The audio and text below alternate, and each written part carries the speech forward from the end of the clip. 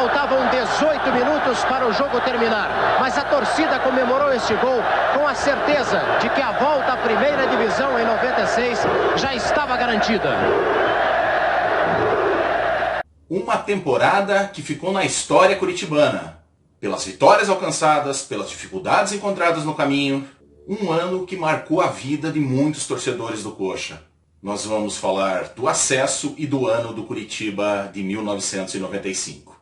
Fica aqui.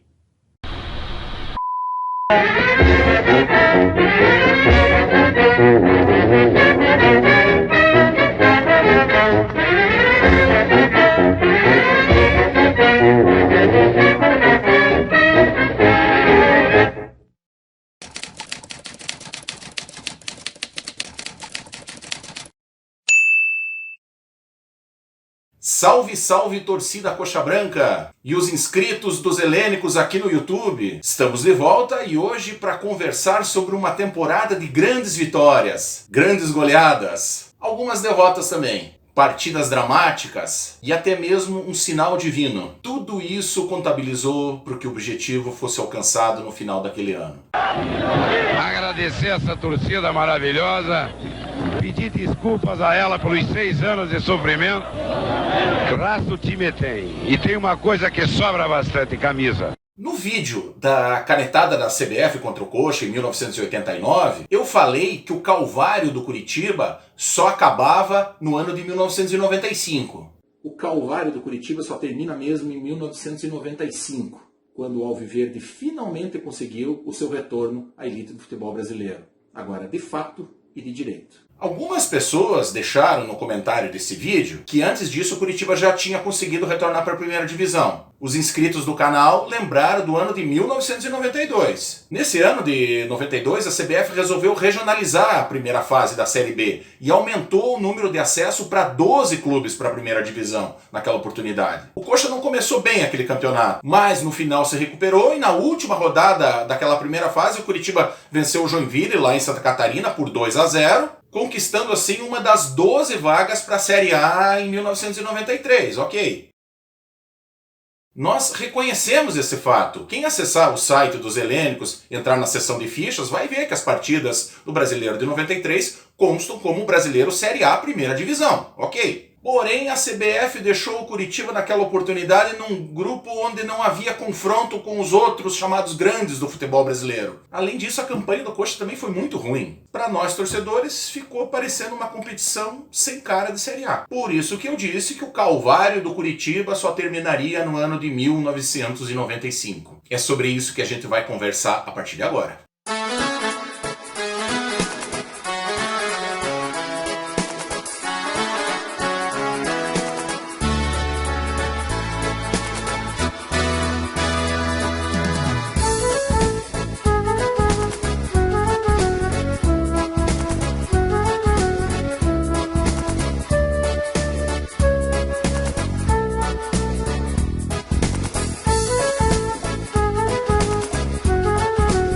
No início de 1995, o Curitiba é comandado pelo treinador Paulo César Carpegiani. O que menos interessa ao torcedor é a minha escalação. Quer ver um time aguerrido, um time com muita garra, com disposição, e um time que impõe o seu ritmo. E isso a equipe demonstrou que... Basicamente era esse elenco que ele tinha em mãos. Alguns já estavam desde o início, outros foram chegando durante a temporada.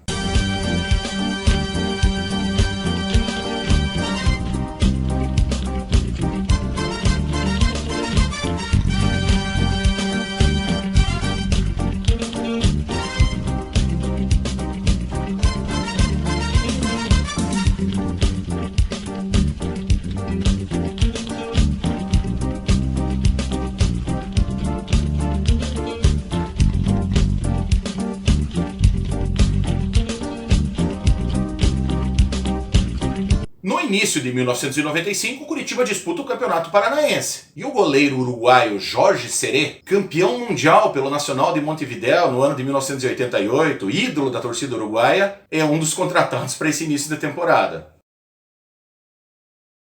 Porém, o gringo não mostrou firmeza nos jogos em que atuou. Fez apenas 3 partidas e depois não foi mais utilizado. Ao contrário do experiente goleiro que chegou ao Alto da Glória trazendo grande expectativa, mas acabou não engrenando, chega ao Alto da Glória no início dessa temporada um jovem e desconhecido centroavante, vindo do futebol do interior do Rio Grande do Sul, que não demorou muito para conquistar a torcida coxa branca. Brandão. Grande, Brandão faz a jogada certa, tabela com o Jetson, recebe de volta e bate colocado.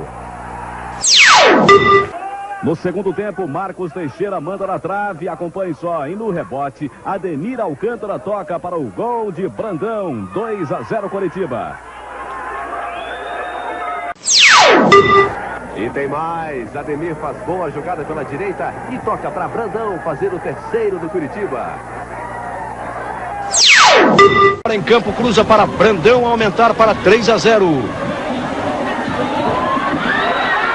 E aí, depois Ademir cruzou para a cabeçada de Brandão, 2-0 Coritiba.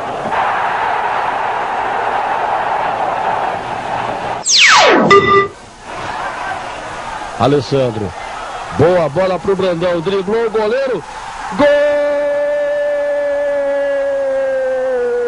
do Coritiba, Brandão, o goleador. A boa jogada do Coritiba para Brandão. Invadiu a grande área, vai pintar o artilheiro, bateu. Gol! Também no início desse ano, o técnico Carpegiani coloca para jogar no time principal um menino de apenas 17 anos, que viria a ser uma das maiores revelações da categoria de base do Coxa de todos os tempos. Tinha jogado com a casinha assim?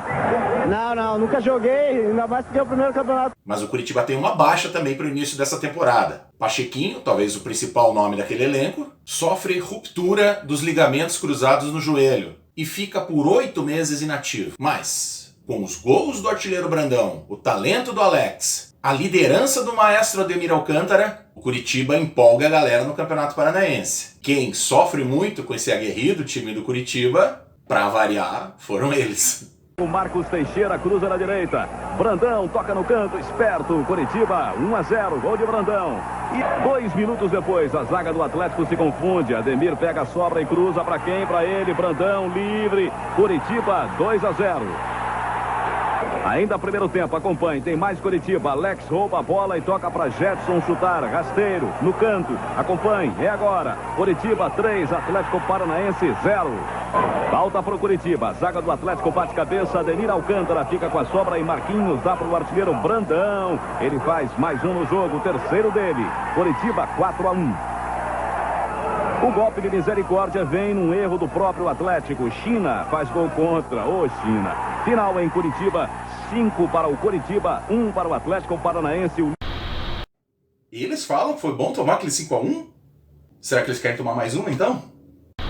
O Coritiba ia bem dentro de campo, mas ia muito mal fora das 4 linhas. Os meses iam passando e os atrasos salariais iam aumentando. Os jornais publicavam que até cheques sem fundo foram passados dos jogadores. Essa dificuldade resulta na renúncia do presidente Evangelino da Costa Neves. Sua última passagem pela presidência do Coritiba. Para o seu lugar, um trio de empresários coxas brancas assume a direção do clube. O grupo formado por Sérgio Prosdóximo, Joel Malucelli e Edson Mauad ficou conhecido como Triunvirato. Eles assumem, prometendo dar sustentação financeira para o Coritiba até o fim da temporada. Aliás, prometem mais do que isso. A prioridade é dar para a nossa torcida a alegria que há muito tempo ela não vem tendo. Mais que isso, tentar não. Eu acredito até que dê para prometer a volta à primeira divisão. O Coritiba não conseguiu conquistar o título de campeão paranaense no ano de 1995, embora tenha chegado perto mesmo. Mas talvez tenha conseguido algo muito mais importante àquela altura. Reconquista o orgulho da grande torcida coxa branca. Fator que ia ser decisivo nas disputas da Série B e a busca pelo acesso.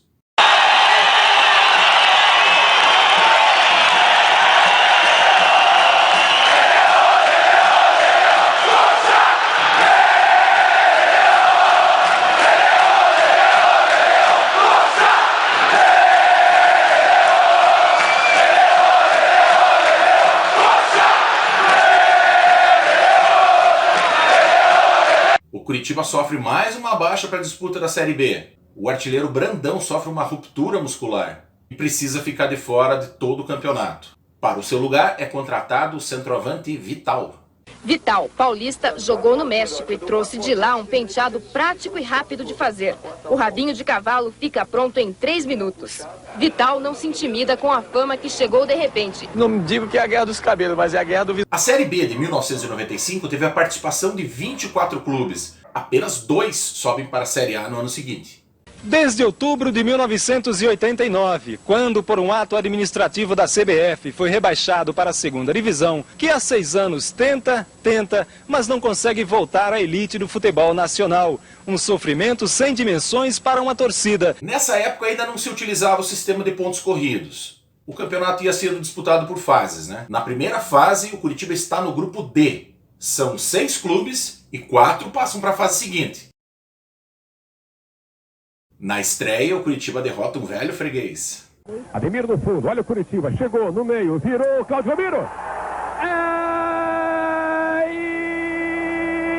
isso aí, garoto! Essa cobrança do escanteio. Cláudio Miro. É isso aí, garoto! Cláudio Miro de novo, Alex cobrou escanteio, você... Durante essa primeira fase, o ataque do Curitiba acabou fazendo a diferença. Azar da Ferroviária de Araraquara, que enfrenta Alex e Ademir Alcântara numa noite muito inspirada. Márcio lança na área, Alex tem tranquilidade para tentar na primeira e acertar na segunda. 5-0.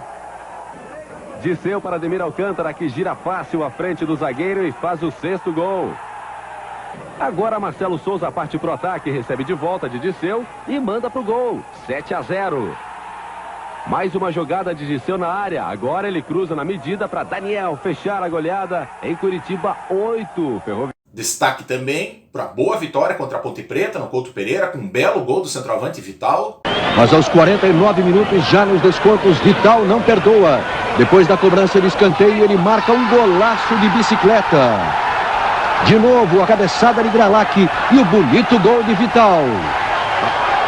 A Ponte reclama impedimento. Assim, o Curitiba vence todas as partidas dentro do Couto Pereira na primeira fase e garante o primeiro lugar na chave. Na segunda fase, o Curitiba fica no grupo H. 4 clubes, os 2 primeiros passam para a fase seguinte. Novamente, o Curitiba vence todos os adversários dentro do Couto Pereira. Olha a cobrança do escanteio, saiu o goleiro João Ângelo, tirou de soco, a bola batida, o desvio de cabeça, gol do Curitiba! Veja de novo, Márcio Grigio matou o goleiro João Ângelo, festa da Império Alviverde. No último jogo dessa fase, contra a modesta equipe do Goiatuba, esse jogo marca a volta do Pachequinho aos gramados, e ele volta marcando gol. Depois de um longo tempo parado, só na segunda fase o atacante Pachequinho estreou na competição. Foi diante do Goiatuba, no Couto Pereira. O Coxa garante o primeiro lugar nessa chave com bastante facilidade. A essa altura, o Curitiba navega no mar da tranquilidade. Parecia que o acesso era apenas uma questão de tempo. Mas veio a terceira fase e a coisa engrossou. Novamente, 4 clubes, os 2 primeiros passam para a fase seguinte. O Curitiba estreia em casa jogando contra o Ceará. Lembrando que no Couto Pereira o Curitiba estava com 100% de aproveitamento até aí. Aí veio o primeiro tropeço, 1-1 com o Ceará no Couto. Na segunda rodada, o Curitiba vai até Belém do Pará para enfrentar o Remo. Vencia o jogo por 1-0, o gol de Zambiase, o zagueiro artilheiro. Mas no segundo tempo, numa falha do goleiro Renato, acaba cedendo empate. 1-1 o placar final em Belém. No terceiro jogo, o Curitiba recebe o Mojimirim dentro do Couto Pereira. 0-0 contra a boa equipe do interior de São Paulo, que era dirigida por Pedro Rocha. No quarto jogo, o Curitiba viaja até Mojimirim, interior de São Paulo, para enfrentar os donos da casa. Uma vitória seria fundamental para as pretensões do Curitiba. Só que o Coxa perde por 1-0 e se complica no campeonato. Após essa partida, O técnico Carpegiani concede entrevista para a imprensa de Curitiba de uma maneira assim meio cabisbaixa. Na volta a Curitiba, a diretoria do Coxa toma uma atitude. A diretoria troca o comando técnico. Sai Carpegiani e assume Dirceu Krieger. Eu não tinha um bom diálogo com o presidente Edson e nós não afinávamos direito, não falávamos a mesma linguagem. Então eu não quero julgar as contratações e não me cabe julgar aqui se ele estava em afinidade comigo ou não. Enquanto o trabalho dele estava bom para o clube, eu o aplaudi. No momento que ele perdeu e abaixou a cabeça, eu achei que era hora de modificar. Vocês viram na reportagem da época que então Krieger assume o comando técnico do Curitiba. E pela classificação que vocês viram, faltando 2 rodadas, Krieger ia ter uma missão quase impossível. Deixa dos resultados que a equipe gostaria de obter, normalmente isso ocorre e nós então vamos assumir. Na 5ª rodada, o Coxa recebe o Clube do Remo no Couto Pereira. Somente a vitória interessa. Um tropeço no Couto significaria a permanência na Série B para o ano seguinte. Mesmo com a forte chuva que caiu antes do jogo, mais de 5.000 torcedores foram ao Couto Pereira. O jogo começa truncado e com muitas faltas, mas o Curitiba desencanta no segundo tempo. Depois da cobrança de Alex, Emerson Castro abre o placar. De novo o gol de Emerson aos 25 minutos, Curitiba 1-0. 10 minutos depois, Gralac cobra o tiro de meta. Vital toca de cabeça e Vilmar, mesmo caído, faz o segundo, fechando o placar. Esse resultado mantém a esperança de classificação do Curitiba. O time precisa vencer o Ceará e ainda torcer para que o Remo não ganhe do Mogi na última rodada. Com essa vitória, a situação do Curitiba melhora bem na classificação. Como explicou o nosso amigo Gilberto Fontoura na reportagem da época do Globo Esporte, o Coxa precisava de uma vitória na última rodada contra o Ceará lá em Fortaleza e um tropeço do Remo que joga em casa contra o já classificado Mojimirim. No sábado, dia 18 de novembro, já em Fortaleza, o elenco do Curitiba se prepara para realizar o último treino antes da partida decisiva. Antes do treino, Krieger chama atenção para um detalhe. Em frente ao local que o Curitiba escolheu para treinar, havia uma igreja. A igreja de Nossa Senhora do Perpétuo Socorro de Fortaleza. Então, Krieger fala para os atletas que isso seria um sinal divino. Segundo ele, a santa vizinha do Curitiba, no bairro do Alto da Glória, havia acompanhado a delegação Viverde até o Ceará. Nesse momento, Krieger propõe um pacto com os jogadores. Ele diz para o grupo não se preocupar com o resultado lá do jogo em Belém do Pará. Se nós fizermos nossa parte, seremos abençoados com a classificação. Garantiu Krieger aos jogadores.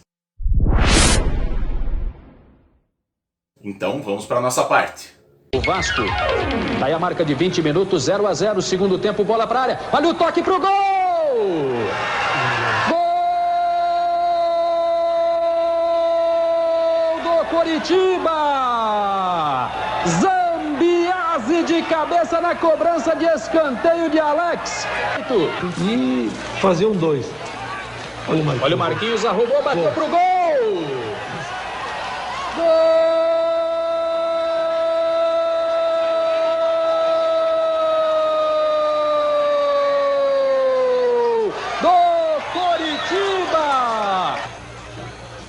Para fazer a defesa, 47, apita o árbitro.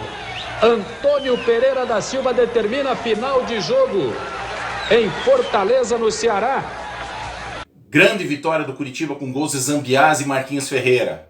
Mas ainda tinha o jogo lá do Remo em Belém do Pará contra o Mojimirim. Nos minutos finais, o Remo metralhou a meta do goleiro do Mojimirim.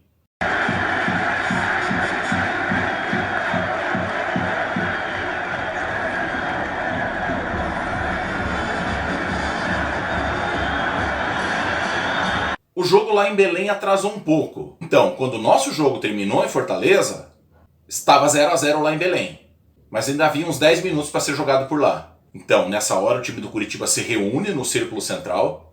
Com o auxílio da imprensa, os atletas acompanham os minutos finais lá entre Remo e Mojimirim. O repórter Eduvaldo Brasil estava cobrindo o Curitiba nesse dia pela Rádio Clube. E ele passou a ser um informante de como estava correndo o jogo lá em Belém, os minutos finais. Como haviam outros jogos acontecendo também nesse mesmo horário, quase ele passou uma informação errada que matou todo mundo do coração. Essa semana a gente conversou com o Edu Brasil e ele contou essa história pra gente. Roda aí.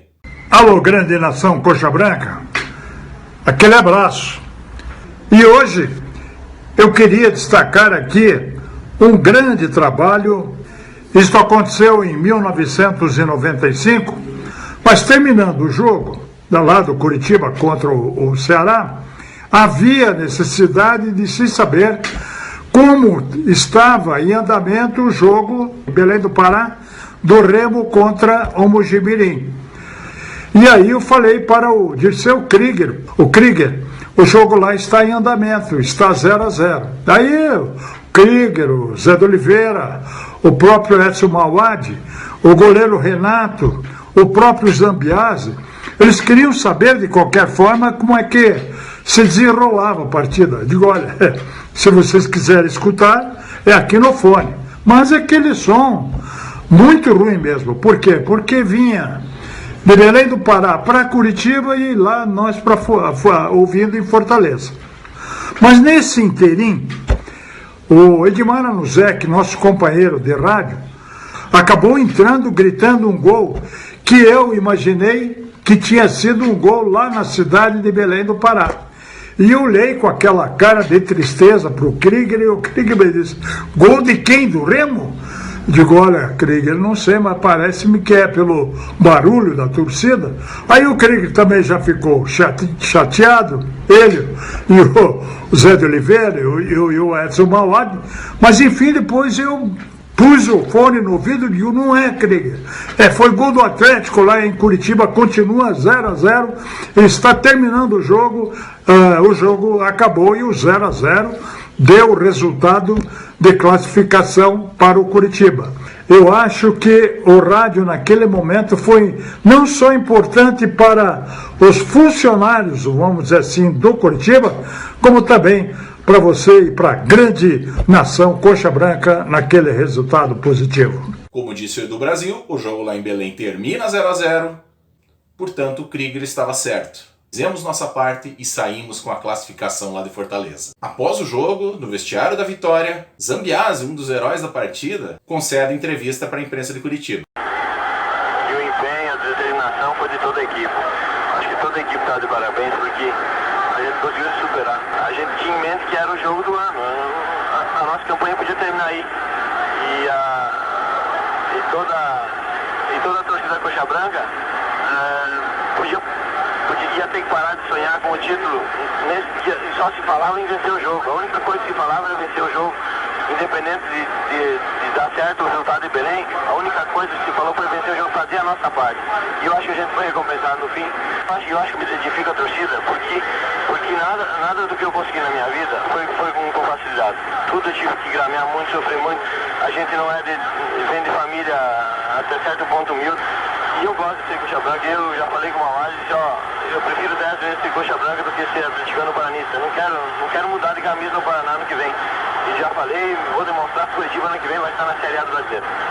E no dia seguinte, o cronista Carneiro Neto também comenta a vitória do Curitiba. Vamos escutar um trecho. Triunfo Coxa Branca em Fortaleza por 2-0. O time jogou com muita garra, muita determinação. E resta agora para a torcida Coxa Branca apenas empurrar o time nesse quadrangular final para chegar outra vez à primeira divisão. Torcida que aguarda há 6 anos a volta do Coxa à principal vitrine do futebol nacional. Bom, agora restam apenas 4 equipes no Campeonato Brasileiro da Série B de 95, brigando por 2 vagas. Ao contrário do que todos apostavam, Dirceu Krieger não permanece no comando do Curitiba. Ele volta para a condição de auxiliar e a diretoria contrata Lori Paulo Sandri para comandar o Coxa nas rodadas finais. Lori Sandri assume na reta final do Brasileirão da Série B. Fase decisiva, primeiro jogo do quadrangular final. O Curitiba recebe o Mojimirim no Couto Pereira. Clube que tinha o apoio da Federação Paulista e era considerado favorito para uma das vagas. Com o apoio de 25 mil torcedores, o Curitiba realiza talvez a sua melhor partida na temporada. Azar do Mojimirim. O perigo. Olha o Curitiba chegando pela direita. Vilmar levou no fundo no cruzamento, dominou Vital. Gol do Curitiba, Vital, veja de novo. O centroavante chegou para matar. Cláudio Miro pode fazer o cruzamento. Olha o Vital na área. Olha o Vital. Gol do Curitiba. Vital de novo de cabeça. Na coxa branca. Olha a jogada do Ademir Alcântara. Tentou uma vez, tentou o chute. Olha o Vital. É o dia dele. Gol do Curitiba. Vital de novo. Ademir Alcântara que cresceu no jogo. Olha o cruzamento. Olha o gol. Olha o Vital. Gol do Curitiba. Vital. O iluminado. Olha o Vital, tá com a bola cheia. Olha a moral do Vital, ganhou do zagueiro. Driblou mais um, meteu de 3 dedos. Olha o Pachequinho, tá na cara do gol. Olha o gol, olha o gol. Gol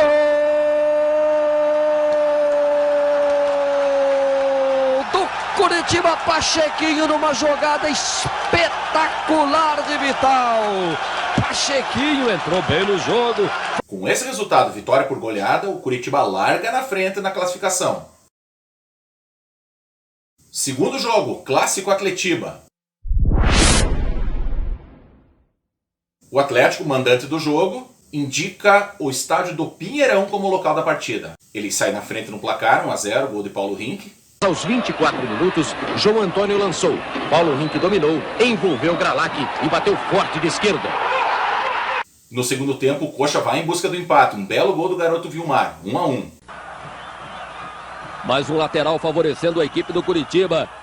Ele, Gralac na cobrança. A bola lançada na área e a sobra para Vilmar, que de perna direita chuta entre as pernas do goleiro Ricardo Pinto. Confira o gol de empate do Curitiba ontem no Pinheirão e a festa de Vilmar com a torcida. 1-1, Atlético e Curitiba. Esse foi o resultado final do jogo. O empate 1-1 mantém o Coxa na liderança do quadrangular. Terceira partida, o Curitiba vai a Caruaru, no interior do Pernambuco, para enfrentar a equipe do Central, que era considerado o azarão do grupo. Péssimas condições do campo de jogo. Gramado irregular, areia, buracos. Isso acaba prejudicando o futebol do Coxa e a gente acaba colhendo um revés. 2-1 para o Central. Veio a derrota para o Central.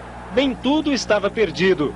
Nesse jogo, o Atlético vence o Mojimirim no estádio Joaquim Américo. Então o Curitiba termina o primeiro turno do quadrangular na segunda colocação. Agora o Curitiba recebe o Central de Caruaru no Couto Pereira. Era vencer ou vencer. A equipe do interior de Pernambuco dá muito trabalho. Até os 25 minutos do segundo tempo o jogo estava empatado 2-2. Mas aí... O Curitiba vai atrás da vitória e no cruzamento de Pachequinho a bola pega no braço de Alemão e o juiz dá pênalti. O centroavante Vital bate forte e faz. Curitiba 3, Central 2. O quarto gol do Curitiba sai da tabela entre Vital e Alex, que mata no peito e toca rasteiro. Alex, 4-2. No outro jogo da rodada, o Atlético venceu o Mojimirim lá no interior de São Paulo. Assim, eles garantiram com antecedência uma das vagas para a Série A no ano seguinte. Quinta rodada, Clássico Atletiba no Couto.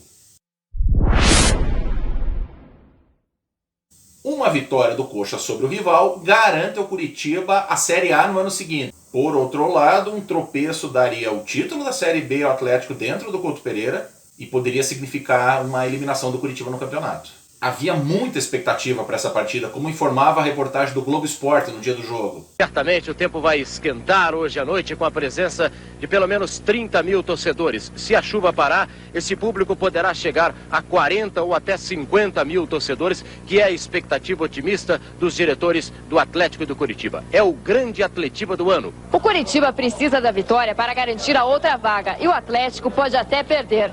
Mas a torcida que vier ao Couto Pereira pode ter certeza que o jogo jogo não é de brincadeira. A rivalidade parece maior ainda e vencer o clássico é uma questão de... A torcida coxa fez a sua parte. Lotou as arquibancadas do Couto e na entrada em campo proporciona uma linda festa, com fogos e luzes iluminando o Alto da Glória e preparando o caminho para uma grande vitória.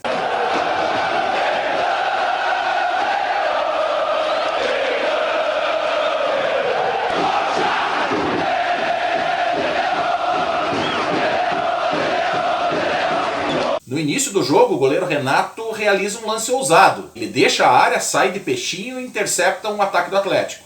O Atlético saiu no contra-ataque e Renato apareceu bem de cabeça. Nesse lance, o goleiro Renato, que a essa altura estava sendo muito cobrado pela torcida, ali ele mostra firmeza. Logo em seguida, o Curitiba faz 1-0. Alex. Olha o Ricardo atrapalhado como lateral, perdeu a bola. A defesa tirou. Olha a bola recuperada, Alex bateu de longe. Gol do Curitiba, Alex, no cantinho. Indefensável para Ricardo Pinto. Faz Curitiba 1, Atlético 0.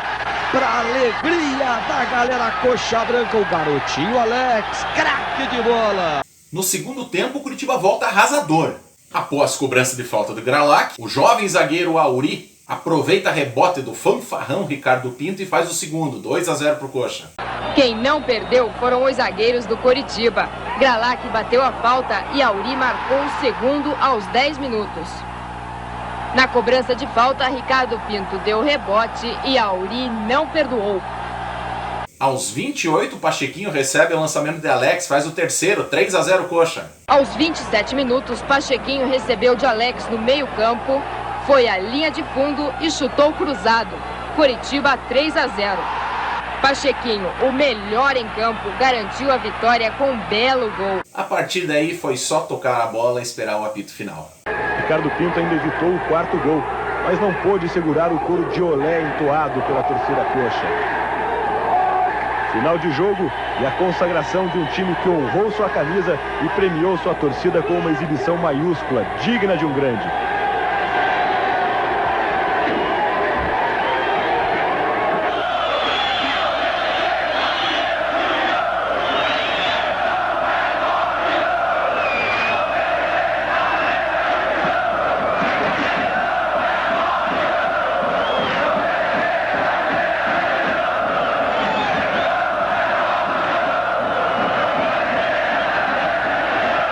A gente também conversou com o craque Ademir Alcântara.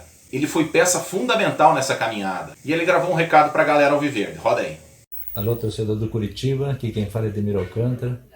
Queria falar com vocês um pouco sobre o ano de 1995, ano do regresso ao Curitiba, à primeira divisão.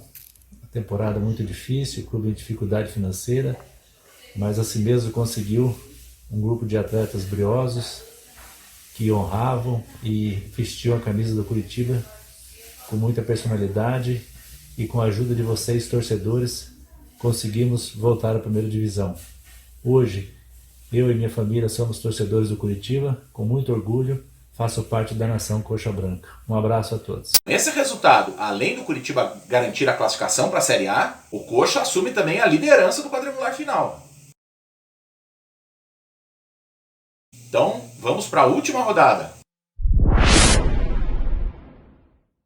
Apenas 3 dias após o Atletiba e a vaga garantida para a Série A, o Coxa vai até o interior paulista para enfrentar o Mojimirim. Uma vitória dava o título da Série B para o Curitiba. Mas o árbitro complica demais a vida da gente. Primeiro, marcando uma penalidade inexistente a favor dos donos da casa. Aos 8 minutos, o árbitro marca pênalti em cima de Moreno. Ele vai para a cobrança e faz Mogi 1-0. Logo em seguida, o Coxa empata com o gol do Gralac. Em seguida, outro pênalti, desta vez para o Coritiba. Gralac chuta forte, empatando o jogo. Esse lance que nós vamos rodar agora, um belo chute de fora da área do Marquinhos Ferreira, poderia dar a vitória ao Curitiba, mas inexplicavelmente é anulado pela arbitragem.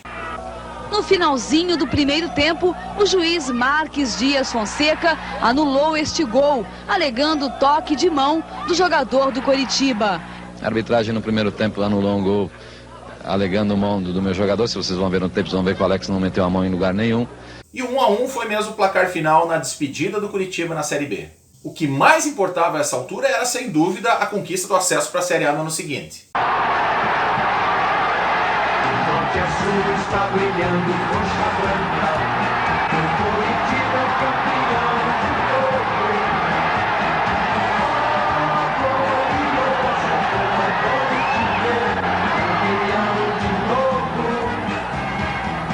Bom, a imagem que a gente usou como miniatura de capa para a listagem do vídeo é uma homenagem à Revista do Curitiba, que era publicada pela editora Pinha, do jornalista Ney Queiroz Azevedo, revista essa que fez muito sucesso com a torcida do Curitiba durante a década de 90. A minha tá aqui, tá encadernada.